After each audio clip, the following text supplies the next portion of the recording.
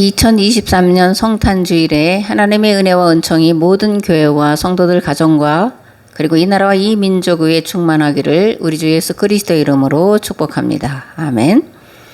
요즘 핫한 정치인이 이런 말을 했습니다. 세상 모든 길은 처음에는 다 길이 아니었습니다. 많은 사람들이 같이 가면 길이 되는 거죠. 이 말은 아큐 정전과 광인일기 등을 저술한 루신, 이제 우리말로 노신 이렇게도 부르는데, 노신이라는 필명으로 활동한 청나라 문학가의 말이에요. 본래는 어떤 말이었냐면 희망이라는 것은 있다고도 할 수 없고 없다고도 할 수 없다. 그것은 마치 땅 위의 길이나 마찬가지다. 원래 땅 위에는 길이라는 게 없었다. 걸어가는 사람들이 많아지면 그게 곧 길이 된다라는 그런 말이었습니다.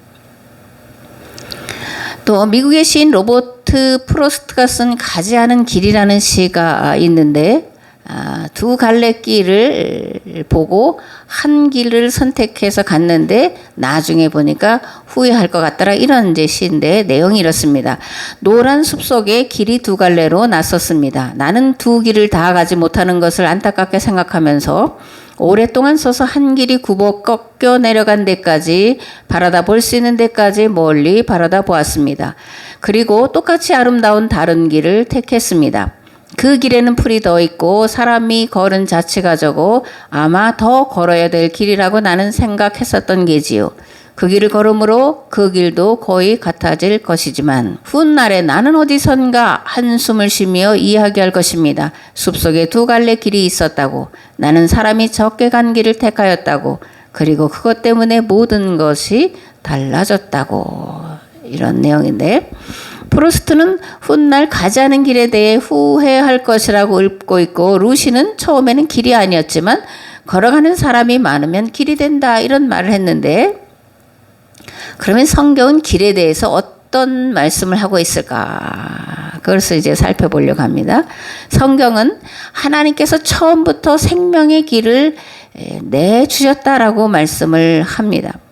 하나님은 길을 내시는 분이시고, 그리스도인은 그 길이 가보지 않은 새로운 길일지라도 우리 주님이 앞서가심을 믿고 바라보며 뒤따라가는 자들이다, 이렇게 생각을 합니다. 그리고 그 길을 결코 후회하지 않는 자들, 이들이 그리스도인이 아닐까, 이렇게 생각을 합니다. 창세기 2장에 보면 에덴 동산에 선악과와 생명과가 있었다고 기록을 하고 있죠. 그리고 이 선악과와 생명과는 동일하게 동산 중앙에 있었다라는 겁니다. 이것을 통해서 인간은 선악을 완전히 분별하고 선을 행하기에는 불완전한 존재라는 것을 알리는 표지였고, 생명과가 있다라고 하는 것은 인간은 아직 완전한 생명에 이르지 못했고 완전을 향해 가는 과정에 있다라는 것을 의미한다라고 봐야 되지 않냐, 이런 생각이에요.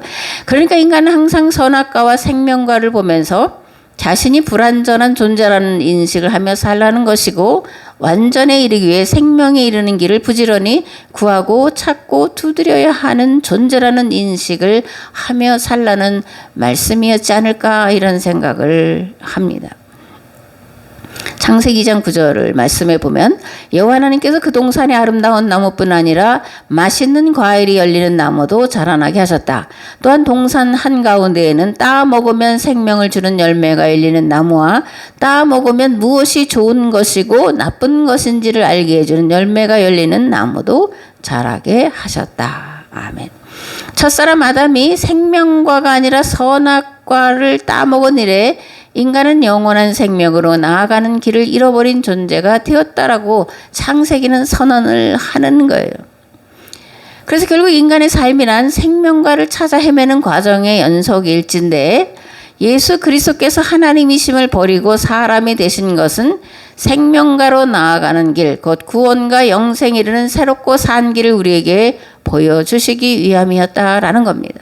그리고 십자가에서 죽으심으로 생명에 이르는 길을 우리 모든 인류에게, 또 만물들에게 활짝 열어놓으셨다라는 겁니다. 그리스도인, 누구를 말할까? 예수 그리스도의 대속의 은혜로 말미암아 생명과로 나아가는 길을 찾은 자들이다 라는 겁니다. 예수 그리스도의 말씀을 듣고 행하는 거룩한 삶을 통해 멸망으로 치달아가는 자들에게 살 길을 보여주는 자들이다라는 거예요. 그런데 그 길은 좁고 협착하여 찾는 이가 적다는 것을 알고 가는 자들이 그리스도인이다. 이런 말씀이에요. 마태복음 7장 13절에서 14절 말씀을 보면 이렇게 되어 있습니다. 좁은 문으로 들어가라. 멸망으로 인도하는 문은 크고 그 길이 넓어 그리로 들어가는 자가 많고 생명으로 인도하는 문은 좁고 그 길이 협착하여 찾는 이가 적음이니라. 아멘. 요한복음 14장 6절 말씀을 소개하면 이렇게 되어 있습니다. 내가 곧 길이요 진리요 생명이니 나로 말미암지 않고는 아버지께로 올 자가 없느니라. 아멘. 그러니까 생명으로 인도하는 문은 좁고 길이 협착한데 그런데 그 길, 그 진리, 그 생명이 곧 예수 그리스도시다. 그래서 예수 그리스도 없이는 아버지께로 하나님께로 구원으로 영생으로 나아갈 수 없다. 이런 말씀이에요. 요한복음 14장 6절을 NIV 성경으로 보면 I am the way and the truth and the life 이렇게 돼 있어요. 그러니까 정관사 더가 붙어 있는데 그건 뭐냐 유일하다 그런 뜻으로 쓰여질 때 더를 사용합니다. 그러니까 예수님은 오직 한 길이다 그예요. 더 웨이다. 오직 한 진리다. 더 트루스다. 오직 한 생명이다. 영원한 생명이다. 더 라이프다. 이렇게 이제 말씀을 하고 있다라는 거죠. 첫 번째 예수님만이 생명으로 구원으로 향하는 유일한 길이라는 말씀이에요. 예수님은 하나님과 이스라엘이 시내산에서 맺은 계약을 그들의 죄악으로 말미암아 파괴하고 새로운 계약 체결의 길을 여신 분이라는 말씀입니다. 이제부터 구원 얻는 방법은 예수님께서 열어놓으신 새롭고 산 길을 믿고 따라가야 한다는 것이고 새 계약법을 지켜 행해야 구원에 이를 수 있다라는 말씀이에요. 새 계약법 또는 새 계명 뭐죠? 우리가 너무나 잘 아는 대로 예수님이 우리를 사랑하신 것 같이 교회와 성도는 서로 생명을 내어주어 생명을 살리는 삶을 사는 자들이다. 그런 공동체의 모임을 교회다라고 부르는 것입니다. 아멘. 두 번째로 예수님만이 유일한 진리라는 거예요. 근데 이 진리라는 말을 쓸 때에는 갖추어야 될 조건이 여러 가지가 있습니다. 먼저 진리는 보편성이 있어야 돼요. 보편성이란 누구나 알 수 있고 누구나 인정할 수 있고 누구나 공감되는 것이어야 한다라는 겁니다. 이 보편성을 이해하기 쉽게 말하면 상식이다 이렇게도 말을 할 수가 있어요. 진리가 특정한 종교에 속한 특정한 사람들에게만 해당되는 것이라면 이미 진리가 아닙니다. 진리의 보편성이란 기독교인이든 아니든지 진리여야 한다라는 거예요. 구원의 길은 그리스도인만 갈 수 있는 길이면 진리가 아니라는 겁니다. 구원의 길은 누구나 찾을 수 있고 누구나 구할 수 있고 누구나 얻을 수 있는 길이어야 한다라는 거예요. 구원의 진리가 단지 기독교인에게만 적용되면 하나님이 교회를 통한 구원, 하나님의 교회를 통한 세상 구원 계획은 실현 불가능한 것이 불보듯 뻔한 일입니다. 그래서 사도 바울은 어떻게 말하냐면 구원은 오직 유대인에게만 있다라고 믿는 유대인들을 향해서 잘못됐다. 이렇게 이제 로마서 2장에서 말씀을 하고 있습니다. 무릇 표면적 유대인이 유대인이 아니요 표면적 육신의 할례가 아니니라. 오직 이면적 유대인이 유대인이며 할례는 마음에 할지니 영에 있고 율법 조문에 있지 아니한 것이라. 그 칭찬이 사람에게서가 아니요 다만 하나님에게서니라. 이렇게 말씀하고 있는데 표면적 유대인이란 뭐냐면 혈통으로 아브라함의 후손 이라는 거예요. 표면적 육신의 할례가 아니다 그럴 때 표피를 자르는 그 할례가 진정한 할례가 아니라는 거예요. 그래서 유대인이란 또는 그리스도인이란 혈통으로가 아니라 믿음으로 아브라함의 삶을 따라가는 자를 말하는 것이고 할례는 마음에 받는 거다. 내 마음을 하나님 앞에서 진실하고 거룩하게 하기 위해서 늘 나를 쳐서 깨뜨리는 자 그가 진정으로 할례 받은 자다. 그가 진정으로 구원에 이를 자다라고 사도 바울이 유대인들 향해서 일갈하고 있는 말씀인 겁니다. 아멘. 그 다음에 진리는 불변해야 돼요. 진리가 이랬다 저랬다 하면 이미 진리가 아니라는 얘기입니다. 진리는 처음도 나중도 진리 그 자체여야 하는 거예요. 그렇다면 성경에서 말씀하는 진리는 무엇이냐? 하나님이 모든 세상 만물을 사랑하신다라는 겁니다. 하나님께서 세상 모든 만물을 구원하시기 위해 사람과 계약을 맺으셨다라는 거예요. 그 계약이 파기될 지경에 이르렀을 때에 하나님께서 세상을 구원하시려고 이 땅에 사람의 모양을 입고 오셨다라는 겁니다. 당신의 몸을 내어주심으로 다시금 새로운 계약을 맺으셨다라는 거예요. 이제 구원의 길은 예수 그리스도의 몸인 교회를 통해 성도들이 예수 그리스도와 교회와 맺은 새 계약법을 실천하는 삶을 통해 이루실 것이라는 것. 이것이 진리다. 이런 말씀이에요. 아멘. 마지막으로 진리는 인격이어야 합니다. 인격이라는 말을 바꾸면 관계다. 이렇게 표현할 수가 있어요. 하나님과 사람의 관계는 인격적인 관계다. 또 하나님은 인격신이다. 이렇게 말씀을 합니다. 일방적으로 지시하거나 명령하고 그것을 무조건 복종하는 주인과 종의 관계가 아니라 부모와 자식처럼 상호 소통하는 관계요, 연합하는 관계요, 협력하는 관계라는 거예요. 이게 인격적인 관계라는 겁니다. 하나님은 하나님의 일을 일방적으로 행하시는 분이 아닙니다. 하나님의 뜻을 그냥 밀어붙이시는 분이 아니라는 거예요. 하나님은 하나님의 일을 행하시기 전에 반드시 사람과 의논하시고 사람의 뜻을 인정하시는 분이라는 것. 그래서 하나님을 인격신이다 이렇게 부르고 있는 겁니다. 창세기 18장 16절에서 19절에 보면 하나님께서 아브라함에게 하신 말씀이 이렇게 기록이 되어 있어요. 여호와께서 이르시되 내가 하려는 것을 아브라함에게 숨기겠느냐. 아브라함은 강대한 나라가 되고 천하 만민은 그로 말미암아 복을 받게 될 것이 아니냐. 내가 그로 그 자식과 권속에게 명하여 여호와의 도를 지켜 의와 공도를 행하게 하려고 그를 택하였나니 이는 나 여호와가 아브라함에 대하여 말한 일을 이루려 함이니라. 아멘. 무슨 말씀이냐면 소돔과 고모라를 멸하러 가시기 전에 아브라함에게 소돔과 고모라를 멸망시키러 가신다라는 그런 하나님의 계획을 아브라함에게 말씀을 하시는 거예요. 그러시면서 내가 하려는 것을 아브라함에게 숨기겠느냐 이렇게 이제 말씀을 하시는 거예요. 또 출애굽기에도 보면 하나님께서 모세의 기도를 들으시고 그 생각과 뜻을 바꾸시는 사건이 기록이 되어 있습니다. 이거 이제 뭐죠? 그 금송아지 사건 다음에 있었던 이야기인데 이렇게 기록되어 있습니다. 여호와께서 또 모세에게 이르시되 내가 이 백성을 보니 목이 뻣뻣한 백성이로다. 그런즉 내가 하는 대로 두라. 내가 그들에게 진노하여 그들을 진멸하고 너를 큰 나라가 되게 하리라. 모세가 그의 하나님 여호와께 구하여 이르되 어찌하여 그 큰 권능과 강한 손으로 애굽 땅에서 인도해 내신 주의 백성에게 진노하시나이까. 어찌하여 애굽 사람들이 이르기를 여호와가 자기의 백성을 산에서 죽이고 지면에서 진멸하려는 악한 의도로 인도해 내었다고 말하게 하시려 하나이까. 주의 맹렬한 노를 그치시고 뜻을 돌이키사 주의 백성에게 이 화를 내리지 마옵소서. 주의 종 아브라함과 이삭과 이스라엘을 기억하소서. 주께서 그들을 위하여 주를 가리켜 맹세하여 이르시기를 내가 너희의 자손을 하늘의 별처럼 많게 하고 내가 허락한 이 온 땅을 너희의 자손에게 주어 영원한 기업이 되게 하리라 하셨나이다. 여호와께서 뜻을 돌이키사 말씀하신 화를 그 백성에게 내리지 아니하시니라.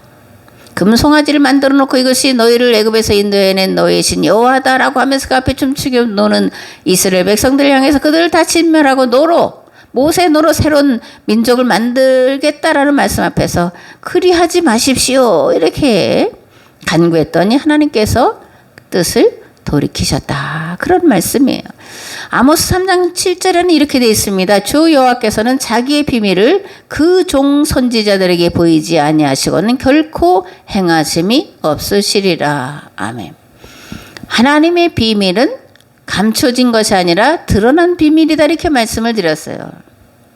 그러니까 주 여호와께서는 자기의 비밀을 그 종 선지자들에게 보이지 아니하고는 결코 행하심이 없으리라 이렇게 말씀을 보면 그 비밀은 감춰진 것이 아니라 드러난 비밀이라는 거예요. 하나님께서 드러내 보이신 비밀이라는 것을 알 수가 있고, 하나님은 하나님의 그 비밀을 그 종 선지자들에게 보이셔서, 그래서 세상 사람들이, 특별히 개약 공동체인 이스라엘이 듣고 하나님께로 돌아와 구원의 삶을 살아가고 그들을 통해서 지중해 연안을 변화시키고 세상을 변화시켜 구원에 이르게 하실 그 계획을 말씀하셨다라는 그런 얘기입니다. 하나님은 아브라함, 모세 그리고 아모스에게 당신이 하실 일을 알려주셨습니다. 알려줄 뿐만 아니라 그들의 의견을 물으시고 그들의 의견을 들어주셨습니다. 왜 하나님께서 사람과 의논하시고 그들의 의견에 동의하실까? 그것은 이들의 마음이 하나님의 마음과 같아져 있었기 때문이에요. 그렇다면 이들의 어떤 마음이 하나님의 마음과 같아져 있었다라는 것일까? 동족에 대한 안타까운 마음, 측은히 여기는 마음, 불쌍히 여기는 마음, 더 나아가 그들의 잘못과 죄를 대신 짊어지려는 마음, 그 마음이 하나님의 마음과 같았기 때문에 하나님은 아브라함, 모세, 아모스 그리고 많은 선지자들에게 하나님의 비밀을 드러내 보이셨다. 그들의 의견을 들으셨다. 그리고 그들의 간구에 응답하셨다. 이런 말씀이에요. 아멘. 셋째, 예수님만이 유일한 생명이라는 겁니다. 왜 예수님만이 유일한 생명이라는 것일까? 예수님으로 말미암아 새로운 계약이 체결되었기 때문이에요. 예수님이 오셔서 십자가에 죽으신 것은 새로운 계약 체결을 위한 것이었습니다. 그러면 왜 새로운 계약 체결을 하셔야 했을까? 왜 새로운 계약 공동체가 필요했을까?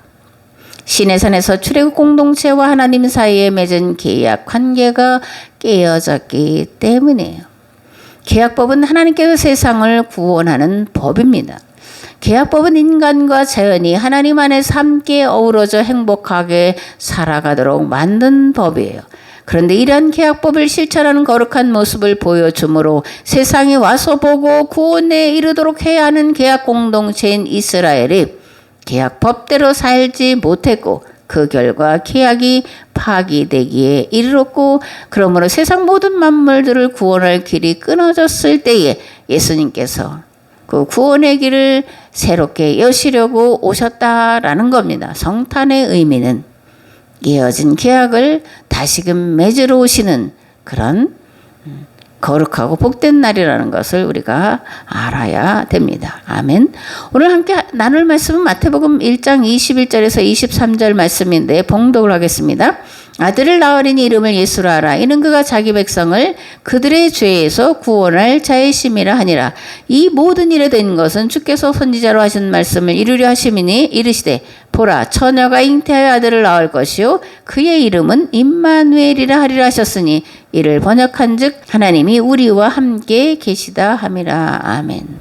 이사야서의 말씀을 이제 마태가 인용을 하고 있는데, 예수님의 이름에 담긴 의미를 마태는 자기 백성을 그들의 죄에서 구원할 자라고 말씀을 하고 있어요. 예수라는 이름은 히브리어로 여호수아 또는 호세아. 근데 이제 헬라식으로 하면 이예수스, 그래서 예수 이렇게 이제 부르고 있는데, 마태는 예수라는 이름이 자기 백성을 그들의 죄에서 구원할 자라고 해석을 하고 있는 거예요. 하나님은 나의 구원자시다 이런 의미인데, 예수라는 이름에는 자기 백성을 그들의 죄에서 구원할 자라는 의미가 들어있다 이렇게 마태가 해석을 하고 있다라는 겁니다. 예수님의 또 다른 이름은 임마누엘인데 그 뜻은 하나님이 우리와 함께 계시다라는 거예요. 그럼 이제 우리가 한번 생각을 해봐야 됩니다. 오늘 예수님은 무엇으로 또 어떻게 우리와 또 어떻게 나와 함께 하실까? 그런 얘기인데, 성경을 구약, 신약 이렇게 부르잖아요. 구약, 옛계약, 그죠? 신약, 새계약. 그러므로 하나님은 계약으로 계시는 분이시다라는 것을 우리가 알 수가 있습니다. 물론 성령으로 우리와 함께 하시죠. 그런데 그럼 성령으로 우리와 또는 성령으로 나와 함께 하신다라는 것을 우리가 어떻게 무엇으로 증명을 할 수 있을까? 그런 얘기인데요. 보통 성령으로 함께 하신다, 성령이 충만하다 그럴 때 그래서 우리는 나타나는 어떤 현상, 그것을 이제 은사라고 부르죠. 은사로 생각을 하기 쉽고 그렇게 생각을 해왔습니다. 그렇다면 은사가 나타나지 않는 사람과는 하나님께서 함께 하지 않으실까라는 의문이 드는데 과연 그러냐 그러는 거예요. 나타나는 은사나 현상이 아니라 하나님의 말씀을 듣고 바르게 이해하고 깨달은 대로 살아가는 자에게 하나님께서 함께 하신다. 그것이 하나님의 임마누엘이시다. 영으로 성령으로 나와 함께 하신다. 이렇게 표현을 하고 있다라고 생각을 합니다. 즉 하나님의 말씀으로 계약법으로 오늘 우리 가운데 함께 하시는 임마누엘이신 줄을 믿습니다. 아멘. 앞에서 진리는 인격이라고 말씀을 드렸는데 하나님은 우리와 인격으로 만나시는 분이신데 이것을 달리 표현하면 예수님이 하나님이시기를 포기하시고 인간으로 오셨고 그것도 가난한 자의 아들로 오셨고 가난한 자의 삶을 사셨다라는 것이에요. 근데 이제 이 가난에 대한 성경이 말하는 가난에 대한 이제 바른 이해가 있어야 되는데 우리가 이제 이 가난에 대해서 오해를 많이 하고 있었습니다.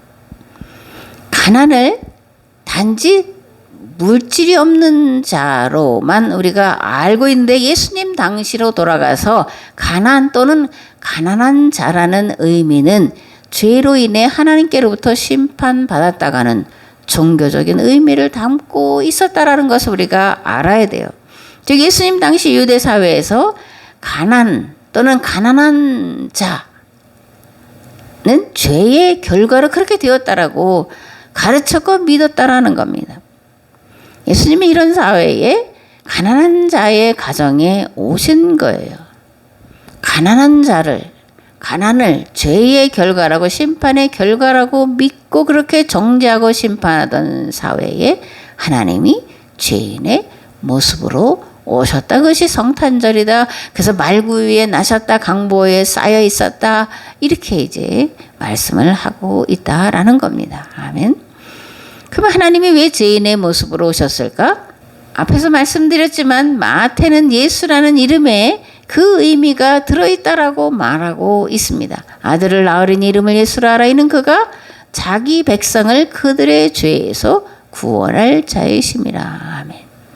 예수님은 죄인으로 낙인 찍혀 살던 가난한 자들과 병든 자들과 이방인들을 구원하시려고 이 땅에 가난한 자의 모습으로 곧 죄인의 모습으로 오셨고 그리고 가난한 자의 삶을 사셨습니다.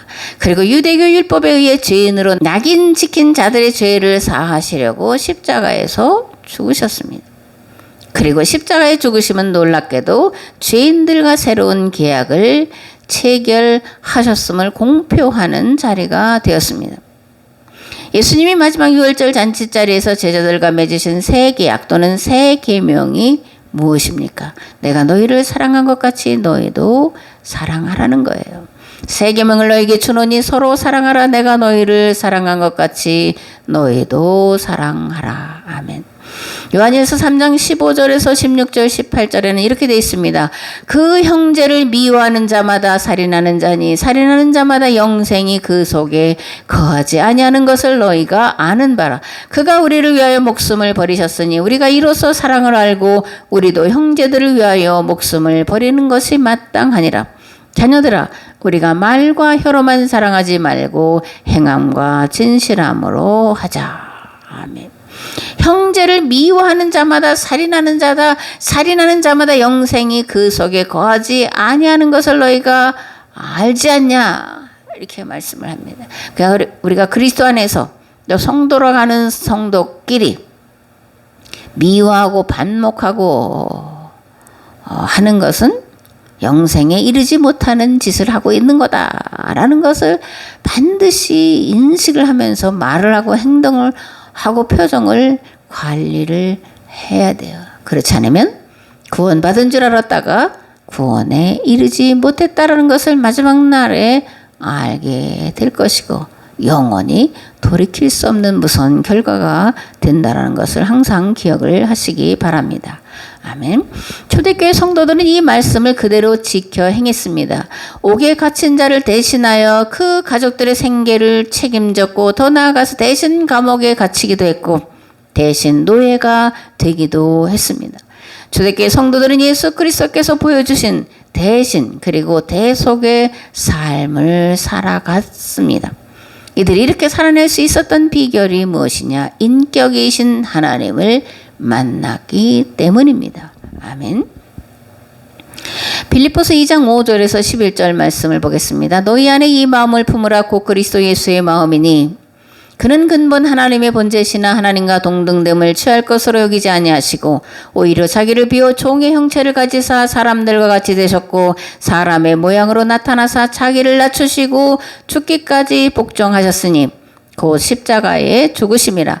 이름으로 하나님이 그를 지극히 높여 모든 이름 위에 뛰어난 이름을 주사 하늘에 있는 자들과 땅에 있는 자들과 땅 아래에 있는 자들로 모든 무릎을 예수의 이름에 꿇게 하시고 모든 입으로 예수 그리스도를 주라 시인하여 하나님 아버지께 영광을 돌리게 하셨느니라. 아멘.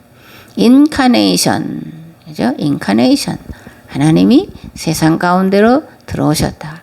하나님이 하나님이심을 비우시고 이 땅에 사람의 모양으로 오셨다. 이것을 이제 인카네이션 이렇게 말하는데 성경 66권 가운데 가장 아름답고 가장 영광스러운 말을 찾자면 이 인카네이션이 아닐까. 그죠? 예수님이 자신을 낮추시고 십자가에 죽기까지 복종하셨다라는 말씀이 아닐까. 저는 그렇게 생각을 합니다. 앞에서 진리는 인격이라고 말씀드렸는데 인격이란 언행일치의 삶을 말하는 거예요. 예수님 말씀만 하지 않고 행하신 분이시라는 겁니다. 우리가 예수님을 인격으로 만났다 그러면 예수님의 말씀을 예수님이 가신 삶을 따라서 살아야 돼요. 그가 예수님을 진정으로 만난 자지. 말씀은 하는데 말씀에 정반대되는 삶을 살아간다 그러면 입으로는 예수님을 내가 인격적으로 만났다 그렇게 말할지 몰라도 인격적으로 만난 것이 아니라는 것 또한 우리가 알아야 됩니다. 예수님의 제자 누구를 말할까?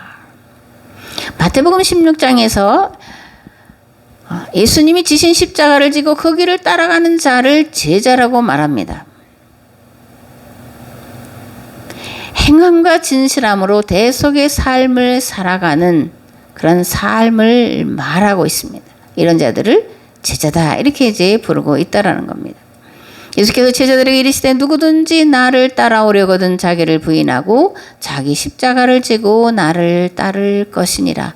말과 혀로만이 아니라 행함과 진실함으로 이 세상 모든 만물들의 구원을 위해서 우리 주님께서 지고 가신 십자가를 대신 지고 가는 삶을 살아가는 자 그들이 제자다. 그런 제자들의 공동체를 교회라고 말씀한다 이러는 거예요.